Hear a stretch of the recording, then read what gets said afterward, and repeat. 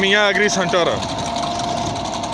Number है 034484422244। मियाँ own ज़ाहर Seraj साहब नाल रबता कर सकता है तो प्लांटर नाल मकई लवा सकता है।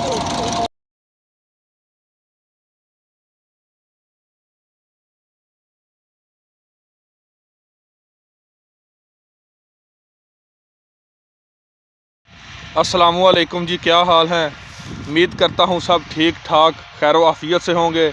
मेरी दुआ है जहाँ तक खुदा की खुदाई है अमन सुकून और सलामती रहे। जी दोस्तों, आज तुहानू विखावांगे मकई लगान लगे हैं प्लांटर नाल। बी लान लगे हैं पैनियर 31P41 साइलेज वास्ते बैड ते अज तुहानू इंशाअल्लाह वो दिखाना वा ज़मीन किस तरह तैयार हुई है, ज़मीन की तैयारी किस तरह की है, इस टाइम कितना बी लग रहा है, कितनी खाद पा रहे हैं।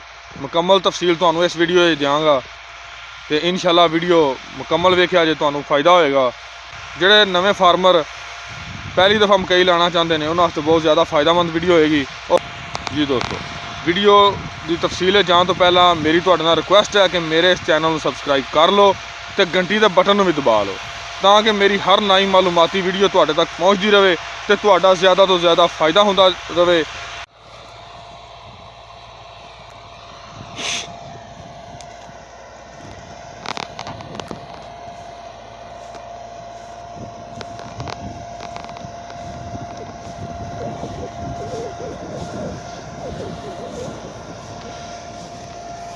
जी पायनियर बी ला रहे हैं, पायनियर 31P41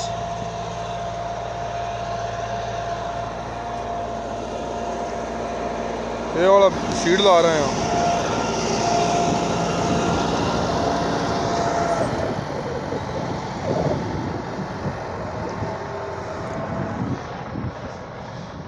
सारे दोस्त जो भी लवाओ इस तरीके नाल चेक करते रहो क्या प्लांटर बीज लगा भी रहा है या नहीं, खाद आ रही है या नहीं आ रही।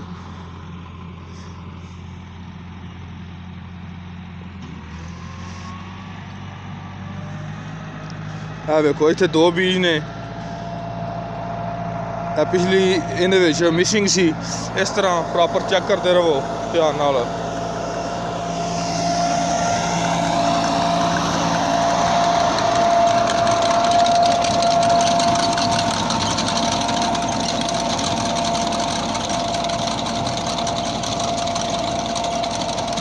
किसी बंदे ने लवानी होवे तो यह तुहानू नंबर भी नज़र आ रहा है मियाँ एग्री सेंटर। नंबर है 034484422244। मियाँ ओन ज़ाहर सराज साहब नाल रबता कर सकता है तो प्लांटर नाल मकई लवा सकता है।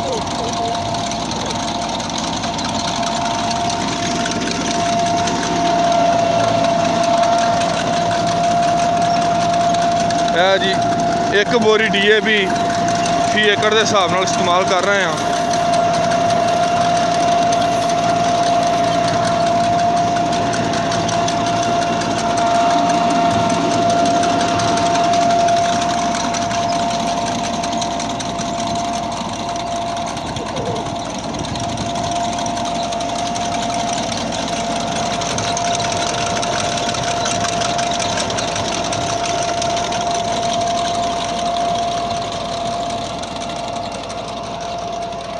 ਤੁਹਾਡਾ प्लांटर ਦੇ अगर दोस्तों सिर्फ यह काम है कि तुसी प्रॉपर अपना चेक करते रहना है।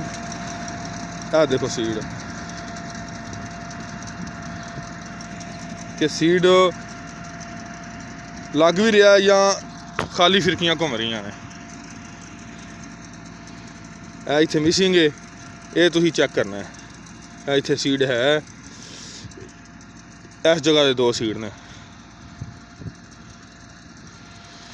ये चीज़ां जड़ियां ने वो चेक करनियां ने और तुसी मुसलसल चेक करदे रहना, क्योंकि जिहड़ा ड्राइवर उत्ते चलान रहा उन्होंने पिछे उतना पता नहीं लग रहा होंदा कि फिरकियां घूम रही ने या नहीं घूम रही, सीड पिछे गिरा रही ने या नहीं गिरा रही।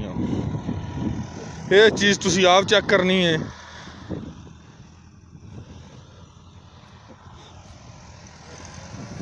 बड़े ध्यान नाल।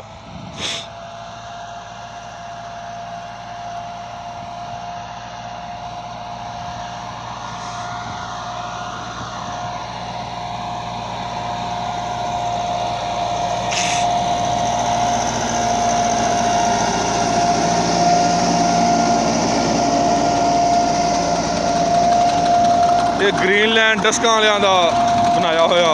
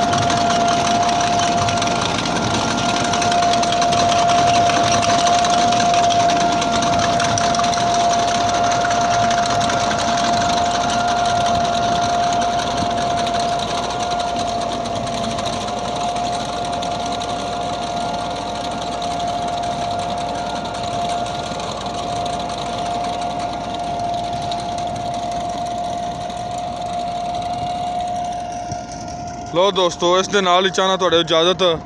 इंशाअल्लाह मिलांगे फिर एक नवी वीडियो दे नाल। उदों तक फी अमान अल्लाह।